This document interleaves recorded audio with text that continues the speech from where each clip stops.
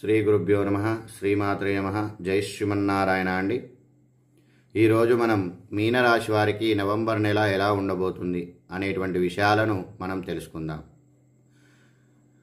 ఈ మీనరాశి వారికి కొన్ని సవాళ్లు మిగిలి ఉంటాయి. గత నెలలో పోలిస్తే ఈ నెల మీకు చాలా మంచిగా ఉంటుంది అని చెప్పవచ్చును.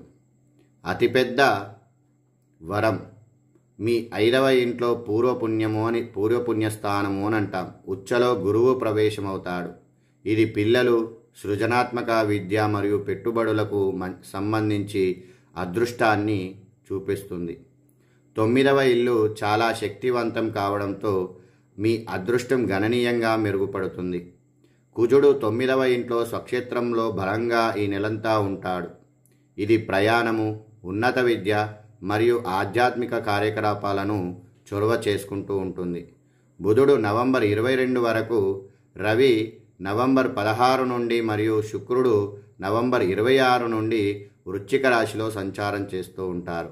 అయినప్పటికీ శని మీ 1వ ఇంట్లో జన్మ శని తన సంచారాన్ని కొనసాగిస్తూ ఉంటాడు. ఇది అంతరంగికంగా ఒత్తిడి అనేటువంటిది కలుగుతూ ఉంటుంది. బాధ్యత మరియు ఆరోగ్య సమస్యలను తెచ్చిపెడుతూ ఉంటుంది. 12వ ఇంట్లో రాహు కూడా అధిక ఖర్చులు మరియు ఆధ్యాత్మిక ఆధారంగా అవసరాన్ని చూపిస్తూ ఉంటుంది. ఇక వృత్తిపరంగా చూస్తే, వృత్తిపరంగా లగ్నంలో శని కారణంగా కొన్ని సవాళ్లు ఎదురవుతూ ఉంటాయి. పని ఒత్తిడి పెరుగుతూ ఉంటుంది. కానీ మీ మొత్తం అదృష్టం బాగా మెరుగుపడేటువంటి సమయం అని చెప్పవచ్చును. మీ ఉన్నతాధికారులు మీ భావాలను పూర్తిగా అర్థం చేసుకోకపోవచ్చు. నవంబర్ 16 వరకు 8వ ఇంట్లో రవి, కానీ ముఖ్యంగా మొదటి 2 వారాల్లో ప్రశాంతంగా ఉండడానికి మాత్రం ప్రయత్నం చేయండి. 3వ వారం నుండి నవంబర్ 16 నుండి రవి మీ 9వ ఇంట్లో ప్రవేశం కాబట్టి దాంతో కుజునితో కలవడంతో మీరు అనుకూలమైనటువంటి మార్పులు మరియు మానసిక ఒత్తిడి తగ్గడానికి మరియు పెద్దలు లేదా గురువుల నుండి పేరు పొందేటువంటి అవకాశం ఉంటుంది. ప్రశంసలు పొందేటువంటి అవకాశం ఉంటుంది. ఉద్యోగ మార్పు కోసం చూస్తున్న వారికి ఈ 2వ వారం తర్వాత సానుకూల ఫలితాలు ఎదురవుతాయి. ఇక ఆర్థికంగా చూస్తే ఈ నెల ఆర్థిక పరంగా సగటుగా ఉంటుంది. ప్రధానంగా 12వ ఇంట్లో రాహు, 8వ 9వ గృహాలలో ప్రయాణము, ఉన్నత విద్య, ఆధ్యాత్మిక కార్యకలాపాలు సంచరించేటువంటి గ్రహాల కారణంగా మీరు ఊహించిన దానికంటే ఎక్కువ ఖర్చులను ఎదుర్కోవచ్చును. అందువల్ల కొనుగోలు మరియు ఖర్చులను నియంత్రించడానికి ప్రయత్నిస్తూ ఉండండి. 5వ ఇంట్లో గురువు తెలివైన పెట్టుబడులు లేదా సృజనాత్మక పనులు ద్వారా లాభాలు పొందేటువంటి మద్దతు లభిస్తూ ఉంటుంది. కానీ ఊహాగానంగా దూరంగా ఉండండి. ఊహల్లో బతకకండి. కాబట్టి ఎక్కువగా కష్టపడుతూ ఉండండి. రుణాలు లేదా ఆర్థిక సహాయం కోసం చూస్తున్న వారు 3వ వారంలో అనుకూలమైనటువంటి స్పందనలు పొందేటువంటి అవకాశం ఉంటుంది. ఇక కుటుంబ పరంగా చూస్తే మీకు కుటుంబ సభ్యుల నుండి మంచి మద్దతు లభిస్తూ ఉంటుంది. కాబట్టి ఈ నెలలో కుటుంబ జీవితం ఆనందంగా ఉంటుంది. 5వ ఇంట్లో ఉచ్చలో గురువు పిల్లలకు సంబంధించిన సంతోషాన్ని అద్భుతంగా ఇస్తూ ఉంటాడు. ఈ నెల ప్రథమార్థంలో మీ జీవిత భాగస్వామి చిన్నపాటి ఆరోగ్య సమస్యలు లేదా వారి వృత్తిలో ఊహించని మార్పులను ఎదుర్కోవచ్చును. 8వ ఇంట్లో శుక్రుడి కారణంగా ద్వితీయార్థంలో మీ భాగస్వామి ఆరోగ్యం మెరుగుపడుటే కాకుండా వారు మీతో శుభకార్యాలలో పాల్గొనేటువంటి అవకాశం కూడా ఉంటుంది. ఆధ్యాత్మిక ప్రదేశాలను సందర్శించేటువంటి అవకాశం కూడా ఉంటుంది. 9వ ఇంట్లో కుజుడు రవితో శుక్రుడు కలవడం వల్ల ఈ ఫలితాలు కలుగుతాయి. ఇక ఆరోగ్య విషయానికి వస్తే, ఆరోగ్యపరంగా మీ 1వ ఇంట్లో శని జన్మ శని అని అంటాం. కారణంగా ఈ నెల శ్రద్ధ అనేటువంటిది అవసరమై ఉంటుంది. మీరు అలసట, ఒళ్ళు నొప్పులు లేదా ఒత్తిడికి సంబంధించిన సమస్యలు ఎదుర్కొనేటువంటి అవకాశాలున్నాయి. ప్రధానంగా మొదటి 2 వారాల్లో విశ్రాంతి లేకుండా నిరంతరం పనిచేయడము ఆరోగ్య సమస్యలకు దారితీయవచ్చును. 12వ ఇంట్లో రాహువు నిద్రలేమిని కూడా కలిగిస్తూ ఉంటాడు. మీరు తగినంత విశ్రాంతిని తీసుకునేటువంటి సమయాన్ని మీరు ఏర్పరచుకోవాలి. సరైన ఆహారం తీసుకోవాలి. సరైన ఆహారం తీసుకోవాలి మరియు గురువు దృష్టి కోలుకోవడానికి సహాయపడుతూ ఉంటుంది. ఇక వ్యాపార విషయానికి వస్తే వ్యాపారస్తులకు తమ వ్యాపారంలో మంచి వృద్ధిని చూస్తారు.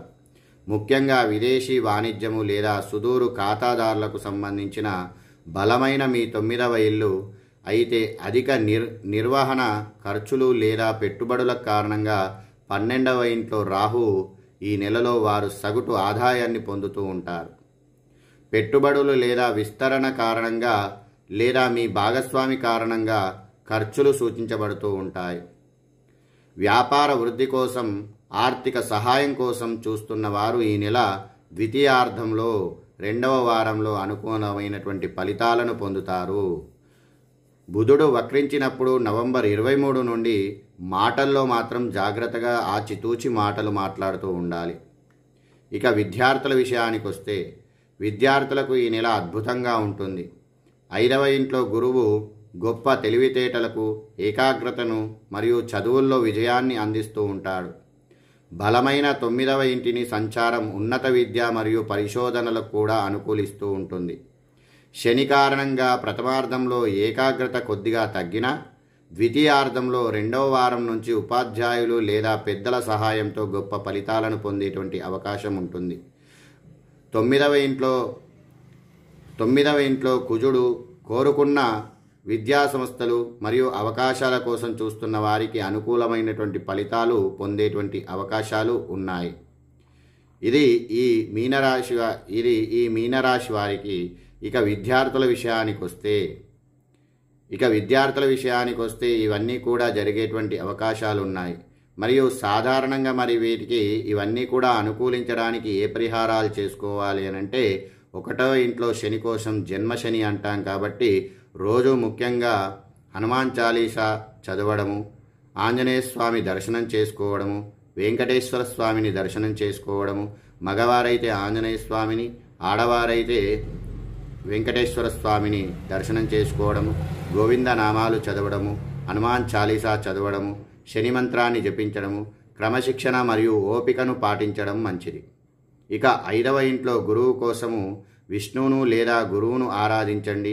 పిల్లల పట్ల దయగా ఉండండి మరియు సృజనాత్మక కార్యకలాపాలలో పాల్గొంటూ ఉండండి. ఇక 9వ ఇంట్లో కుజ, రవి, శుక్రుడి కోసం మీ తండ్రిని లేదా మరియు ఉపాధ్యాయులను గౌరవించండి. గ్రంథాలను చదవండి, ఆధ్యాత్మిక సాధన చేయండి, ఎరుపు లేదా నారింజ వస్తువులు దానం చేస్తూ ఉండండి. ఈ 12వ ఇంట్లో రాహువు కోసం ఖర్చులను నిర్వహించడానికి మరియు మంచి నిద్రను నిర్ధారించుకోవడానికి శనివారాలలో ధ్యానం చేయడము లేదా పెద్దలకు దుప్పట్లను దానం చేయడం మంచిది. బుధుడు వక్రించినప్పుడు నవంబర్ 23 నుండి విష్ణువును, గణేశుణ్ణి పూజించడము, ప్రయాణాల ప్రణాళికలు మరియు ఆర్థిక విషయాలపై సంభాషణలను తిరిగి తనిఖీ చేసుకోవడం మంచిది.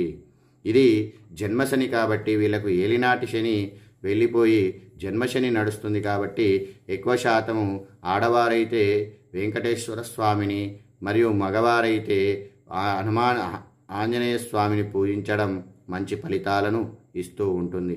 ఏ పూజ చేసినా కానీ మీ పేరు చెప్పుకొని పూజించడం వల్ల ఫలితాలు అనేటువంటివి తొందరగా వస్తూ ఉంటాయి. జై శ్రీమన్నారాయణ అండి. ఇది మీనరాశి వారి గురించి. ఈ వీడియో నచ్చితే లైక్ చేయండి, షేర్ చేయండి, సబ్స్క్రైబ్ చేసుకోండి. అలాగే ఈ రాశి గురించి మీకు ఎలా అనిపించిందో మీరు కామెంట్ రూపంలో తెలపండి. జై శ్రీమన్నారాయణ. నన్ను ఆదరిస్తున్న మీ అందరికి కూడా కృతజ్ఞతలు. జై శ్రీమన్నారాయణ.